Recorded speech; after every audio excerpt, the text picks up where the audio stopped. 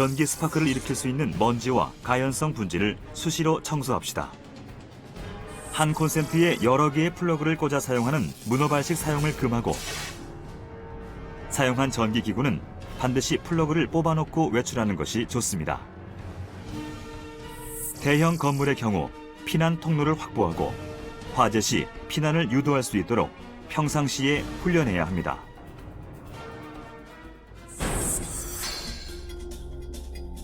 불을 발견하면 즉각 다른 사람에게 알리고 119 신고 후 대피합니다. 대피할 때는 엘리베이터 대신 계단을 이용하되 아래층으로 대피가 불가능할 때는 옥상으로 대피합니다.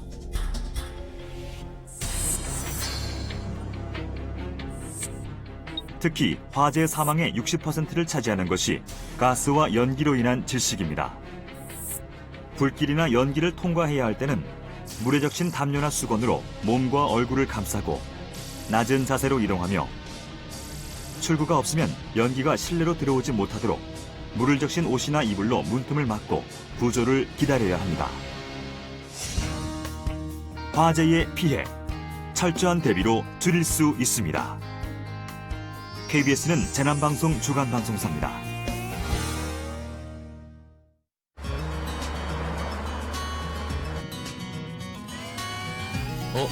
운전 중엔 위험한데. 뒷좌석도 안전띠 꼭 매야 하는데. 차에서 보면 안 되는데? 교통안전, 차 밖보다 차 안을 먼저 살펴야 합니다. 아휴.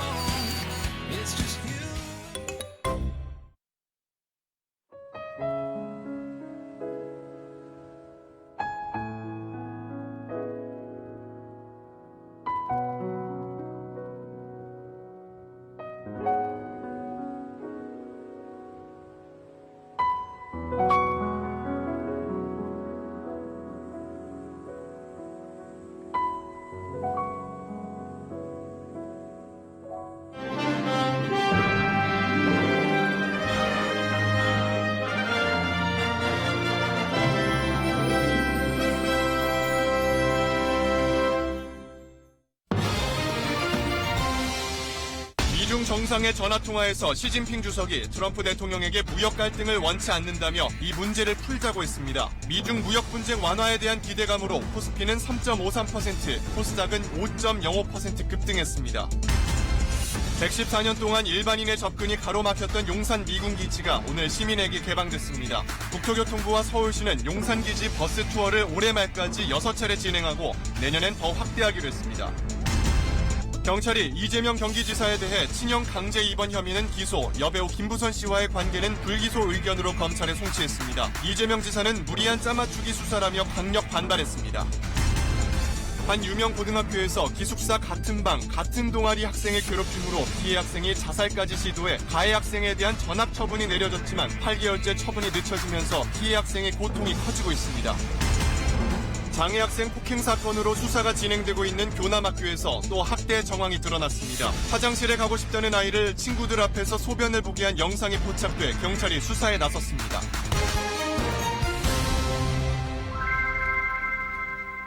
여러분 안녕하십니까? 9시 뉴스입니다. 세계 경제를 짓눌러왔던 미중 간 무역 분쟁이 해결의 실마리를 찾을 수 있을 것으로 보입니다. 중국 시진핑 주석이 트럼프 대통령과 전화 통화를 갖고 무역 갈등을 원치 않는다며 이 문제를 풀자고 제안했습니다. 첫 소식 베이징 김민철 특파원입니다. 관세 공방전을 벌이던 미중 정상이 5개월여 만에 전화 통화를 했습니다. 시진핑 주석은 무역 갈등을 원치 않는다면서 양국이 협력을 통해 무역 난제를 해결한 선례도 있다며 한 발 물러선 듯한 메시지를 보냈습니다. 昨天两国领导人两国元首通话确实进行了很深入的探讨，也达成了很多共识。 또 다음 주 제1회 상하이 수입박람회에 많은 미국 기업들이 와서 기쁘다며 이는 중국이 수입과 개방의 확대 의지를 보여준 것이라고 강조했습니다. 미국의 대중 무역 적자를 의식한 말로 보입니다. 양국 정상의 전화 통화 하루 만에 상하이 증시가 2.7% 급등했고 위안화 환율은 큰 폭으로 평가 절상됐습니다. 연일 대미 공세를 퍼붓던 중국 관영 매체들의 미국 비판도 사라졌습니다.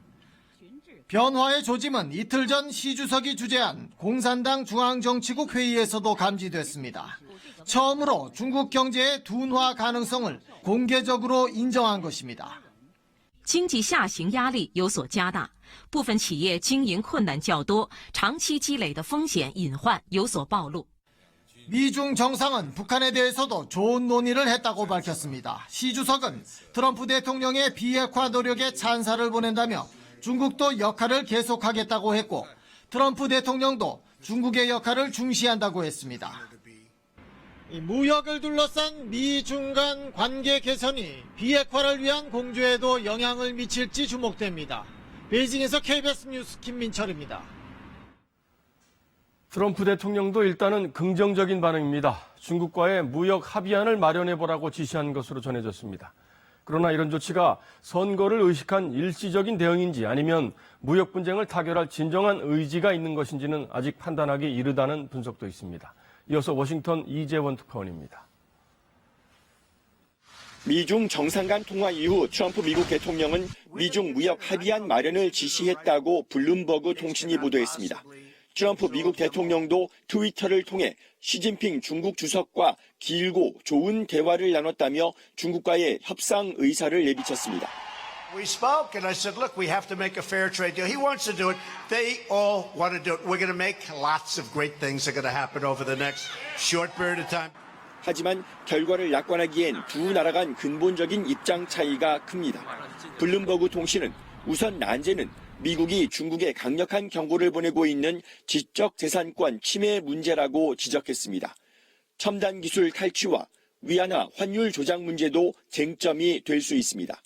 미국이 대중 강경 입장에서 선회한 데 대해 언론들은 무역 갈등이 장기화하면서 미국 경제에 대한 부담이 현실화되고 있다는 인식이 작용했다고 분석하고 있습니다. 한편에선 이번 조처가 중간선거 직전에 나왔다는 점에서 선거용일 수 있다는 회의적인 시각도 나옵니다.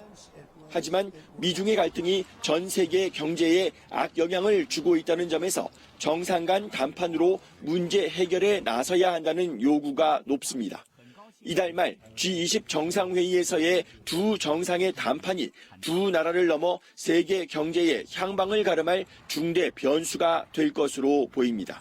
워싱턴에서 KBS 뉴스 이재원입니다. 이렇게 미중 간 무역 분쟁이 해소될 수도 있다는 기대감이 커지면서 각국 주식시장이 일제히 반등했습니다. 꽁꽁 얼어붙었던 투자 심리가 거짓말처럼 되살아나면서 우리나라를 비롯해서 아시아 증시가 큰 폭의 상승률을 기록했습니다. 이 같은 상승세가 지속될 수 있을지 임세음 기자가 전해드립니다. 오늘 코스피는 어제보다 3.53% 올라 2,096으로 장을 마쳤습니다. 약 7년 만에 가장 큰 상승률입니다. 외국인이 오늘 하루 4,400억 원 어치를 순매수해 상승세를 이끌었습니다. 올해 네 번째로 큰 외국인 순매수 규모입니다. 코스닥 지수도 외국인의 대량 매수에 5.05% 올라 690.65로 마감했습니다. 상승폭만 놓고 보면 11년 2개월 만에 가장 큽니다. 오늘 상승세는 미국 뉴욕 시장에서 시작됐습니다. 밤사이 뉴욕 다우지수가 1.06%, 나스닥 지수가 1.75% 올랐고 한국뿐 아니라 일본 니케이 지수도 2.56% 오르는 등 아시아 시장 전반으로 미국발 훈풍이 이어졌습니다. 미중 무역 분쟁이 지속되면 내년 1분기부터 미국 기업 실적에 실질적인 악영향을 미치게 되고 중국 경기까지 위축되면서 우리 수출도 나빠질 거라는 불안감이 컸는데 이런 우려가 누그러진 겁니다.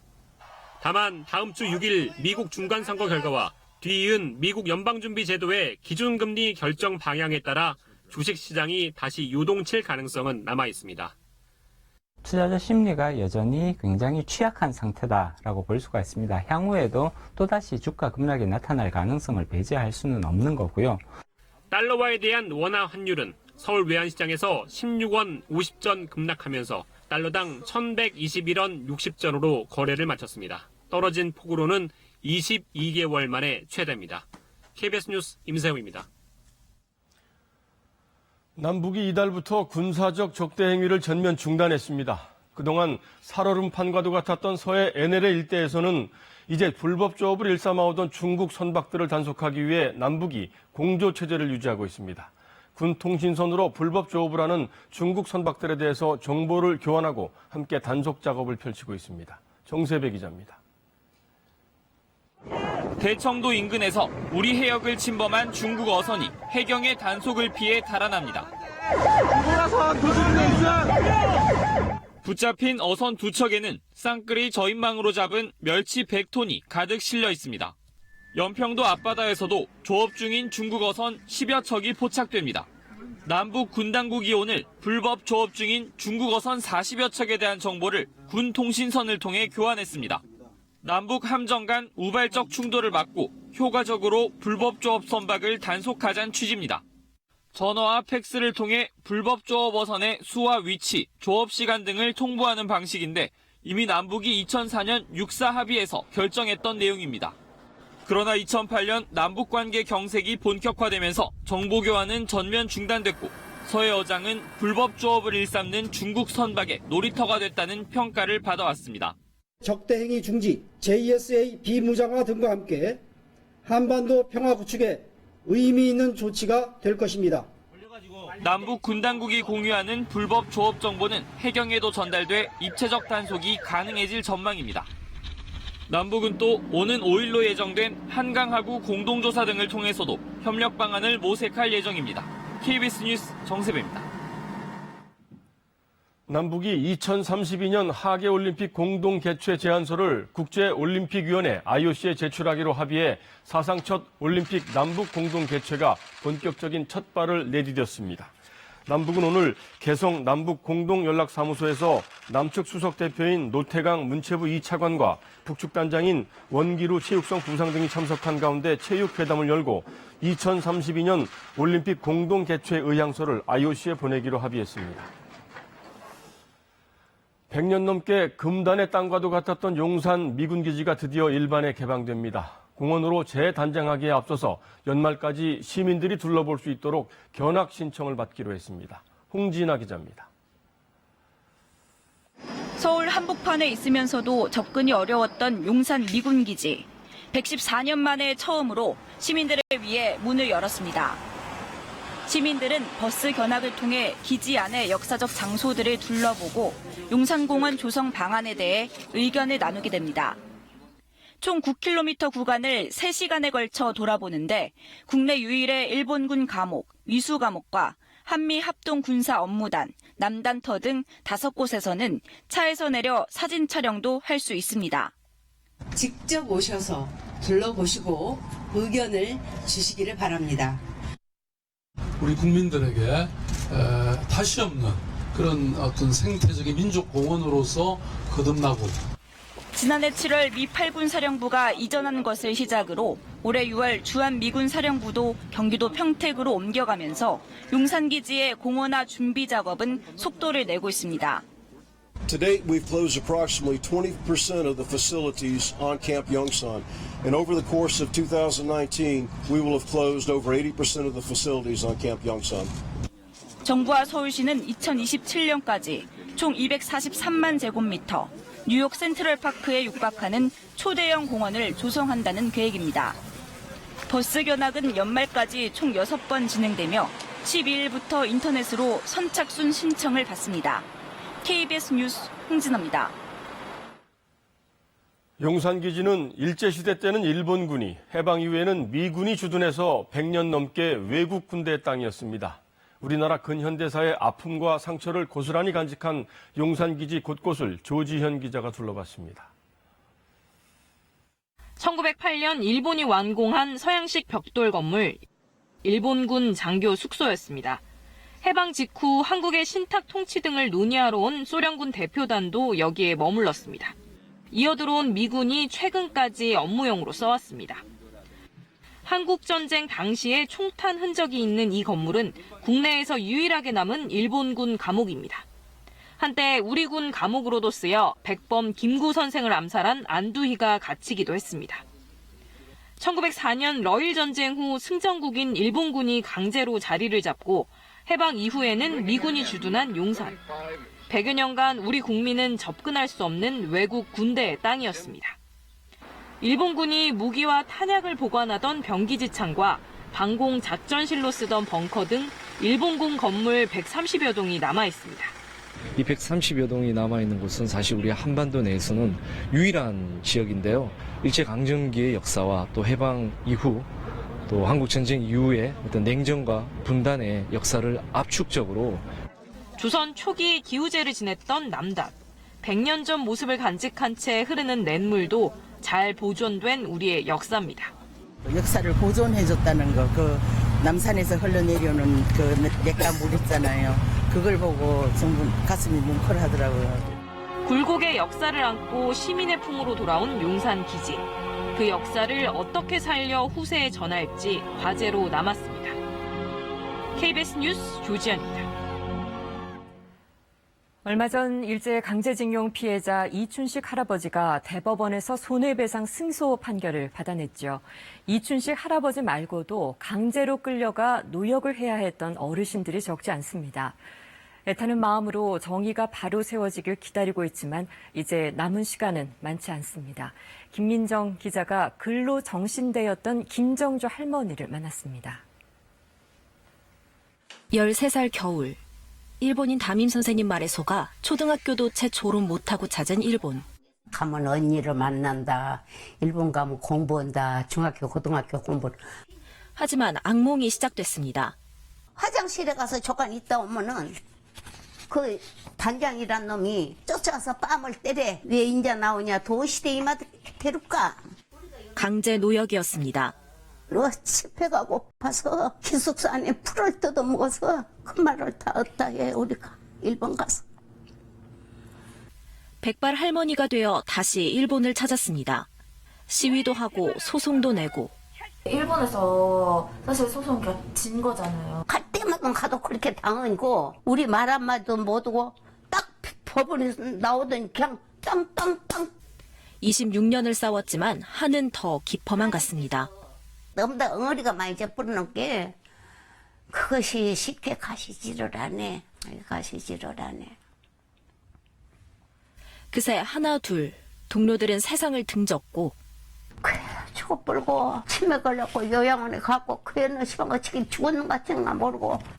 올해 88 할머니도 건강이 좋지 않습니다. 우리 나이가 몇 살이요? 응? 오늘 죽을지 내일 죽을지 오늘 시간이 없어. 한 장이라도 없어질까 고이 간직해온 재판 자료들. 죽기 전에 꼭 일본의 사과를 받고 싶습니다. 어쩌면 그보다 더 바라는 건 바로 잊혀지지 않는 것입니다. 끝까지 다 갖고 계실 거예요? 그럼 나 죽어도 요거 역사로 남을 문제인데 이것이. KBS 뉴스 김민정입니다. 1950년대 우리 정부가 작성한 일본 강제징용자 명부입니다. 28만 명의 이름과 연행지 등 주요 정보가 담겨 있는데요. 여기에 일본 정부와 기업이 작성한 각종 명부까지 더하면 강제징용 사실을 확인할 수 있는 피해자는 200만 명에 이릅니다. 하지만 우리 정부에서 피해 사실을 공식 인정받아 위로금과 지원금을 지급받은 경우는 3%에 불과합니다. 강제징용 생존자 수는 갈수록 급감해 5천여 명에 불과한데요. 3년 전 위원회까지 해산하면서 피해자 지원은 미비한 상태입니다. 구경아 기자가 취재했습니다. 강제징용 피해자 유족들이 행정안전부를 방문했습니다. 일본과 필리핀에 끌려가서 강제노역을 하고 받지 못한 체불임금 기록을 국가기록원 명부에서 확인했기 때문입니다. 봉은 아버지 있고 그 못 받은 거 여기 있잖아요. 강제동원조사법에 따라 정부는 피해자와 유족에게 미수금, 지원금 등을 지급해왔습니다. 그런데 지금은 정부가 더 이상 접수하지 않고 있습니다. 2014년 6월 30날로서 현재 법률에서는 종료된 상태예요. 저희도 문의 전화가 너무 많은데 접수 다 받고 싶죠. 각종 명부로 확인된 국외 강제징용자는 200만 명. 하지만 위로금을 받은 건 7만 2천여 건에 불과합니다. 억울해서 여러 군데를 알다 보니까 지금 이걸 전혀 모르는 사람들이 많이 있어. 너무 많이 있어. 대법원 판결로 위자료 청구권이 인정됐지만 연루한 희생자와 유족들이 소송으로 손해배상을 받기는 쉽지 않은 게 현실입니다. 90대 고령에 이른 데다 병마와 사투를 벌이고 있는 상황에서 원고로 참여하실 분들은 극히 드물이라고 생각이 듭니다. 특히 피해 입증에 어려움이 있고 위로금을 다시 신청받고 지원 대상을 국내 증용자까지 확대하는 내용의 강제동원조사법 개정안이 국회에 제출돼 있지만 논의는 2년째 더디게 진행되고 있습니다. 그래도 우리의 아픔을 국가가 조금은 알아주는구나. 그게 정신적인 위로가 될 수도 있죠. 또 부모님의 그 한을 풀어드리는 방법 중에 하나일 수도 있다. KBS 뉴스 구경합니다. 이에 대해 이재명 지사는 짜맞추기 수사라며 강력 반발했습니다. 이 지사는 경찰에 강압 수사가 있었다며 일부 경찰에 고발하는 방안도 심각하게 검토하겠다고 밝혔습니다. 임명규 기자입니다. 친형 강제 입원 등 3개 혐의에 대해 기소 의견 송치가 이루어지자 이재명 지사는 강력히 반발했습니다. 경찰에 송치 사실이 알려진 지 3시간도 안 돼 자신의 페이스북에 글을 올려 짜맞추기라고 비판했습니다. 과잉수사, 망신주기, 그리고 짜맞추기, 이 의혹에서 벗어날 수가 없습니다. 이 지사는 성남 대장동 개발과 관련한 허위사실 공표 혐의에 대해서는 성남시가 공사 완료와 무관하게 이익을 받게 돼 있어 5,500억을 벌었다고 말한 것이라며 혐의를 부인했습니다.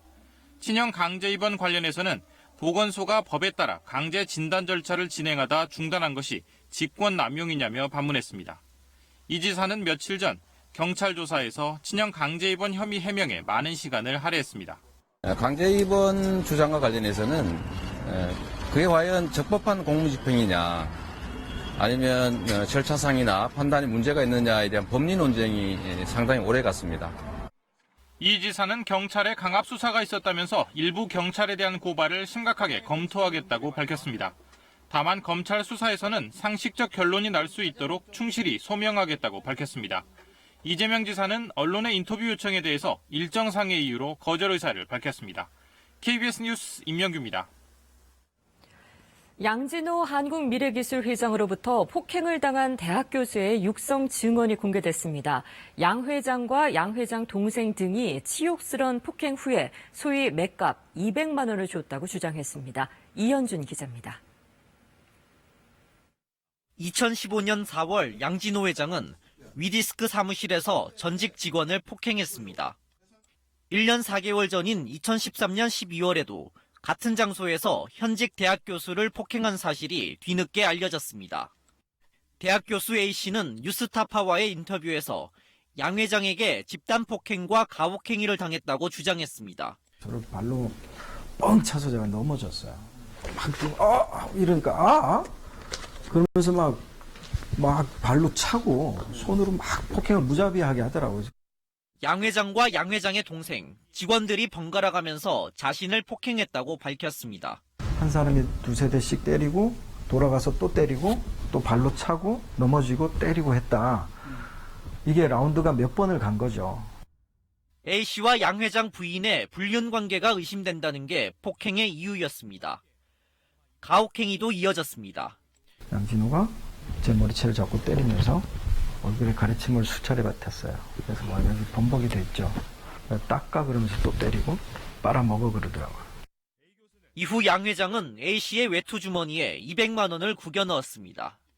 협박과 보복이 두려웠던 A씨는 2016년에야 검찰에 고소를 했지만 양 회장은 증거 부족으로 무혐의 처분을 받았습니다. A씨는 항고했고 서울고검은 지난 4월 수원지검 성남지청에 재기수사 명령을 내린 상태입니다. KBS 뉴스 이현준입니다. 이 같은 논란의 중심인 양진호 회장의 자택과 사무실 10곳을 경찰이 전격 압수수색했습니다. 내일은 폭행 피해자가 경찰에 나와서 진술할 예정이어서 양진호 회장 소환도 곧 이어질 것으로 보입니다. 고은희 기자입니다. 양진호 회장의 자택 앞 검은색 경찰 차량이 서 있고 수사관들이 들락거립니다.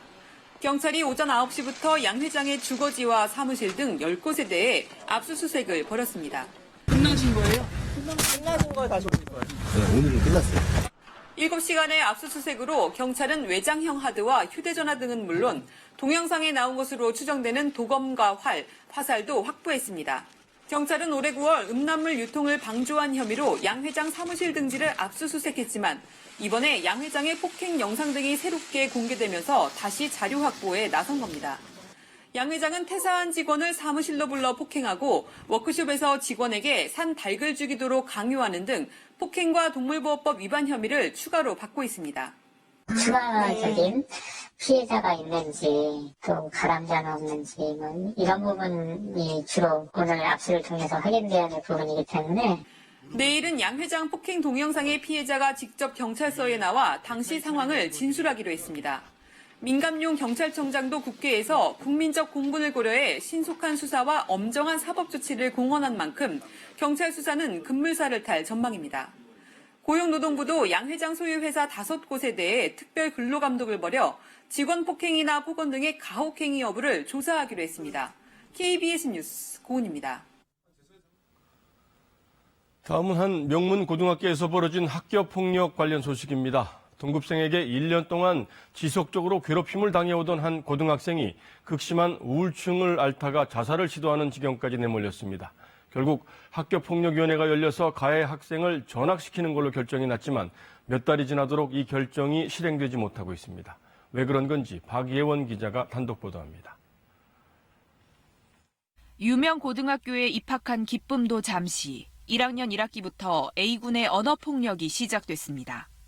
개 돼지라고 불렀습니다. 특정 신문을 본다는 이유로 빨갱이라고 불렀습니다. 소속된 동아리에서 쫓아냈습니다. 식당에서 왜 인간이 밥 먹는 곳에 네가 오냐, 구제역 걸리기 전에 꺼지라고 말했습니다. 전교생이 기숙사 생활을 하는 학교에서 같은 방, 같은 동아리 소속인 A군의 괴롭힘은 1년 가까이 이어졌습니다. 극심한 불안, 우울로 자살 시도에까지 이른 상황. 결국 학교폭력위원회가 열려 A군의 전학이 결정됐습니다. 그런데 2달 뒤 상황이 바뀌었습니다. 가해 학생 측이 청구한 재심에서 전학이 취소되고 출석 정지 7일로 징계가 줄어든 겁니다. A군은 재심에 이르기까지 피해 학생에게 제대로 사과를 하지도 심지어 재심에 참석하지도 않았습니다.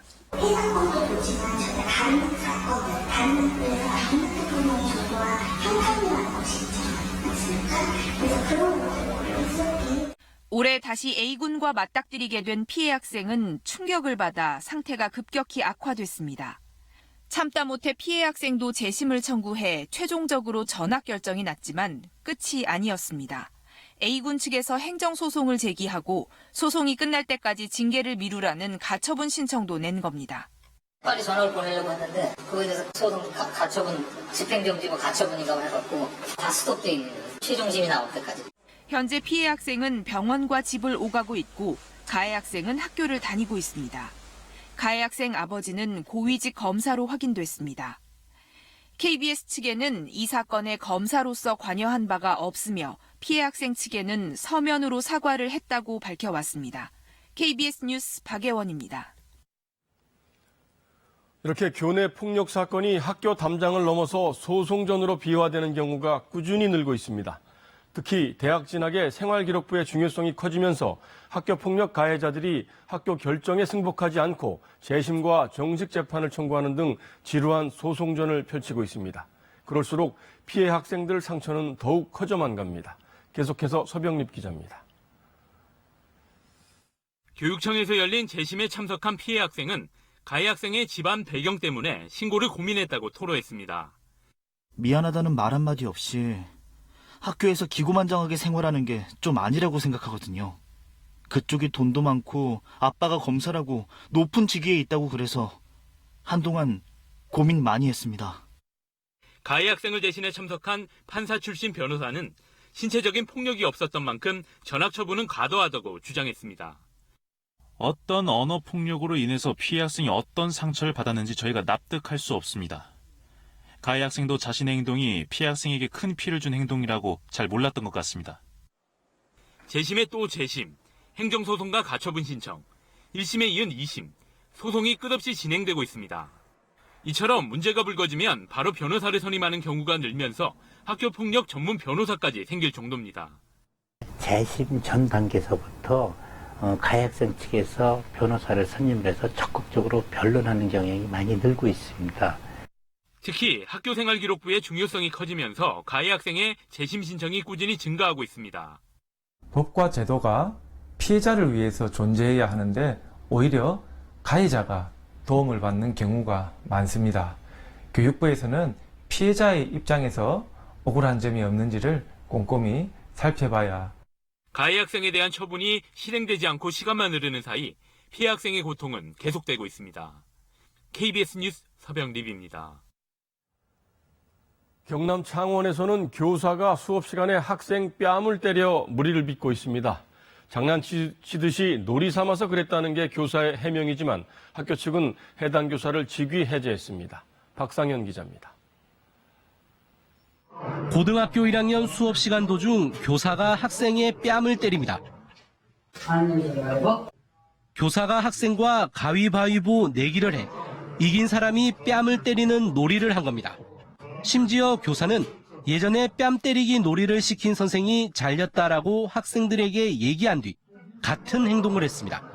친구들이 보는 앞에서 뺨을 맞은 학생은 수치심을 느꼈습니다. 한 애는 수업 시간 끝나자마자 쉬는 시간에 진짜 수치스러웠다고 막 이거 좀 아니지 않냐 하면서 쉬는 시간에도 그냥 엎드려 있고 그랬거든요. 경상남도 교육청이 같은 수업을 받은 학생 200여 명을 조사한 결과 해당 교사는 평소에도 장난치듯 학생을 때려왔다는 말이 나왔습니다. 또 남학생의 특정 신체 부위를 만지는 등 성추행으로 볼 수 있는 말과 행동을 했다는 진술도 확보했습니다. 해당 교사는 문제가 된 언행을 대부분 인정하면서도 당시 상황을 고려해달라고 호소한 것으로 전해졌습니다. 과거에는 관행적으로 진행됐던 일을 하더라도 지금은 민주적이고 인권 친화적인 교육을 강조하고 있는 시대에 맞지 않는 사례들이 있다고 보여집니다. 학교 측은 해당 교사에게 담임 해임과 3개월 직위 해제 조처를 내린 데 이어 조만간 징계위원회를 열기로 했습니다. KBS 뉴스 박상현입니다. 장애 학생 폭행 사건으로 수사를 받고 있는 서울 교남학교는 학대 정황이 담긴 CCTV 영상이 추가로 공개됐습니다. 장애 학생들을 교실에 가두고 화장실도 못 가게 해서 교실에서 용변을 보게끔 하는 영상이 추가로 포착됐습니다. 최유경 기자입니다. 장애 학생 2명을 상습 폭행한 혐의로 담임교사가 구속된 교남학교. 내 아이는 어땠을까? 교남학교 학부모들이 CCTV 추가 확인에 나섰습니다. 확인한 CCTV는 9월과 10월 2달치로 이때는 경찰이 구속된 담임교사 이모 씨에 대해 수사를 벌이던 때였습니다. CCTV엔 구속된 담임교사 등이 불을 끄고 교실 문을 잠근 채 학생들을 가둔 장면이 있었습니다. 애가 많은 것도 모자라. 교실 가는데 애들이 다 감옥 같은 느낌? 아침에 딱 가면 문을 잠궈놓은 거예요. 아침 9시부터 3시간, 점심 식사 뒤 2시간, 모두 5시간 동안이었습니다. 아이들이 문을 잠가놓으니까 그쪽으로 출입을 할 수 없으니까 창문을 넘어다니더라고요. 아예 점심시간과 쉬는 시간에도 나가지 못하고 교실에 있어야 했습니다. 한 아이는 교실에서 그대로 소변을 봐야 했습니다. 모두 같은 반 아이들이 지켜보는 앞이었습니다. 문 잠가놨기 때문에 쉬려면 이럴 거 아니에요. 근데 자기 관심 받고 쉬를 해야 되잖아요. 그러니까 선생님이 그 휴지통 있잖아요. 그거 갖다 대는 거예요. 경찰은 아동보호 전문기관 등과 회의를 열고 아동학대 혐의 적용 여부를 검토했습니다. 영상을 본 아동 전문가들은 정서적 학대로 봐야 한다고 입을 모읍니다. 교실 안에서 아동을 홀로 두고 불까지 끈 상태에서 용변이라든가 여러 신체적 자유를 제한하는 것들은 아동 학대에 해당될 소지가 크다고 봅니다. 확인된 학대 피해자는 2명, 모두 구속된 교사 이모 씨가 학대했던 아이들이었습니다. 경찰은 담임교사 이 씨 등 교사들을 추가로 조사할 예정입니다. KBS 뉴스 최유경입니다. 50대 여성을 무차별 폭행해 숨지게 한 가해자를 엄벌해달라는 청와대 국민청원에 25만여 명이 참여했습니다. 부실 수사 비난을 받고 있는 경찰은 진화에 나섰습니다. 최진석 기자가 자세히 전해드립니다. 폐지를 줍던 58살 여성을 아무런 이유 없이 마구 때려 숨지게 한 20살 박모 씨. 사회적 약자를 폭행한 박 씨의 신상을 공개하고 처벌 수위를 높여야 한다는 청와대 국민청원이 폭주하고 있습니다. 참여 인원이 25만 명을 넘어서 청와대 공식 답변 요건을 채웠습니다. 경찰의 초동 수사에 대한 비난 여론도 거세지고 있습니다. 국회 행안위 전체 회의에서 거제 폭행 사건이 도마에 오르자 경찰이 진화에 나섰습니다. 박 씨의 휴대전화 검색 기록을 확인하지 않는 등 일부 수사가 미흡했던 점은 인정하면서도 상해치사 혐의를 적용한 판단이 적절했다는 입장을 고수했습니다. 살인이라 하면 통상적으로 이제 흉기를 사용하는데 이번 건 같은 경우에는 흉기가 없이 그냥 손과 발로만 범행을 했고 또 피해자가 당시 범행 현장에서 바로 사망한 것이 아니고. 하지만 검찰은 박 씨가 흉기를 사용하지 않았더라도 확인된 폭행 횟수만 72차례에 이른다며 살인 혐의로 중형을 받도록 재판 과정에서 노력하겠다고 밝혔습니다. 저희가 기소를 했기 때문에 추후에 이제 공판 진행에 대해서는 공판검사와 부장인 저나 재청장님과 협의해서 공소 유지가 잘 될 수 있도록 최선을 다하겠습니다. 국민들의 공분이 커지는 가운데 박 씨에 대한 첫 공판은 29일 열릴 예정입니다. KBS 뉴스 최진석입니다. 숙명여고 시험 유출 의혹 사건 수사 속보입니다. 경찰이 쌍둥이 자매의 아버지인 전 교무부장에 대해서 구속영장을 신청했습니다. 김민혁 기자입니다. 결국 경찰이 구속영장을 신청했습니다. 학교의 정상적인 시험 업무를 방해한 혐의입니다. 경찰은 지난해와 올해 치러진 시험 문제와 정답이 유출됐다고 의심되는 정황을 상당수 확보했다고 밝혔습니다. 대부분 압수수색에서 확보한 증거입니다. 우선 쌍둥이 자녀의 집에서 수학 시험지를 한부 확보했는데 풀거나 낙서 흔적이 전혀 없는 백지 시험지였습니다. 경찰은 실제 치른 시험지라면 깨끗한 상태일 리 없다며 문제 유출을 뒷받침하는 정황이라고 보고 있습니다. 또 쌍둥이 자녀의 메모장에 시험 답안이 적혀 있던 점도 유력한 정황 증거입니다. 결정적으로 쌍둥이 동생의 휴대전화에 영어 시험 서술형 문제에 정답이 저장돼 있던 점에 경찰은 주목하고 있습니다. 이에 대해 전 교무부장 측은 집에서 발견된 수학 시험지는 여분의 시험지를 가져온 것이고 메모장의 답 역시 시험을 본 뒤 채점용으로 반해서 공유된 것뿐이라며 억측이라고 반박했습니다. 경찰은 정황 증거들이 많은데도 아버지인 전 교무부장이 전면 부인으로 일관해 증거인멸 가능성이 커 영장을 신청했다고 밝혔습니다. 경찰은 그러나 쌍둥이 자녀는 미성년자임을 감안해 영장을 신청하지 않았습니다. KBS 뉴스 김민혁입니다.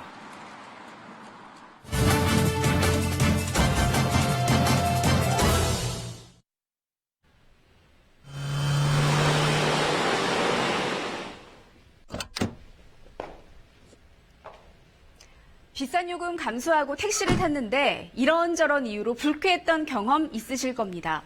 최근에는 카풀 앱 같은 이른바 공유경제 서비스가 생기면서 택시업계의 입지도 점점 줄어들고 있습니다.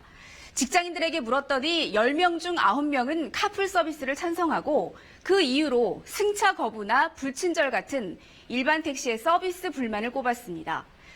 국내 한때 도입됐던 우버를 이용해본 승객들은 택시보다 우버에 더 후한 점수를 주기도 했습니다.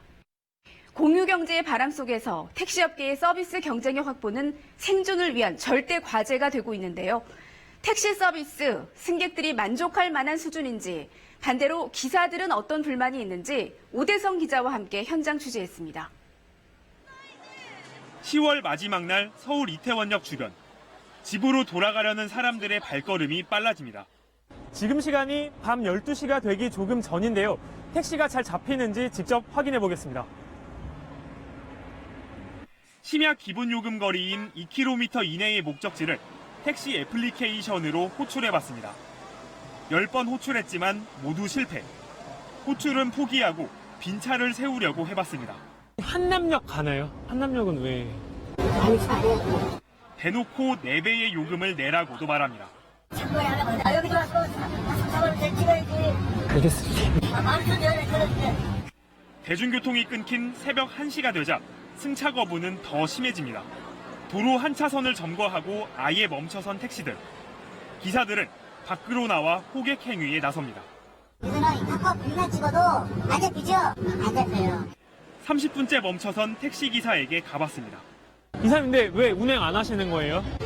예약했으니까 다 불끄세요. 30분째 예약하세요? 기사님 예약서님도 안 받으시고 어디로 가세요? 예약합니다. 왜?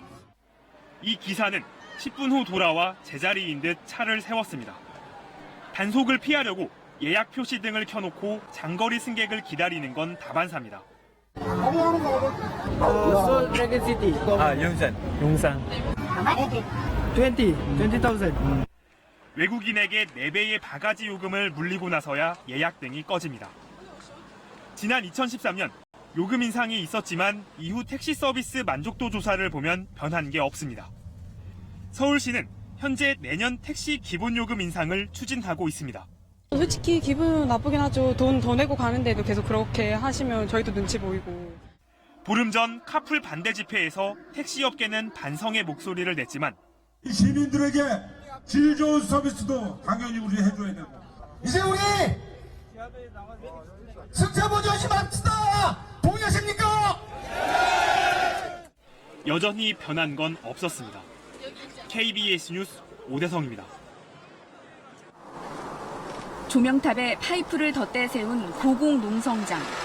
택시기사 김재주 씨를 만나려면 크레인을 동원해 25m 상공까지 올라야 합니다. 안녕하세요. 추위와 더위를 온몸으로 견디며 밧줄 하나에 끼니와 용변을 주고받은 지 1년 2개월. 최장기 고공농성 중인 김 씨의 오랜 바람은 산업금 폐지입니다. 매 시간이나 5시간 임금을 주면서 실질적으로 산업금은 10시간을 일을 해야만이 벌 수 있는 금액. 완전 현대판 노예죠. 산업금 제도는 법으로 금지된 지 오래지만 회사들은 운송기준금이란 명목으로 이름만 바꿔 법망을 피해가고 있습니다.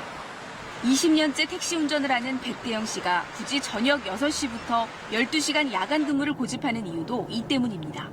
어서 오세요. 손님이 없어도 몸이 아파도 하루에 무조건 회사 몫으로 넘겨야 할 금액이 15만 원. 한 달이면 390만 원입니다. 그래서 승차거부가 일어나는 거예요. 더 벌어야 되니까. 그날 산업금을 못 하지 않습니까? 집에 가져갈 돈이 없지 않습니까? 생활비가. 택시기사들의 월 급여는 초과 수당을 다 합해도 월 200만 원을 조금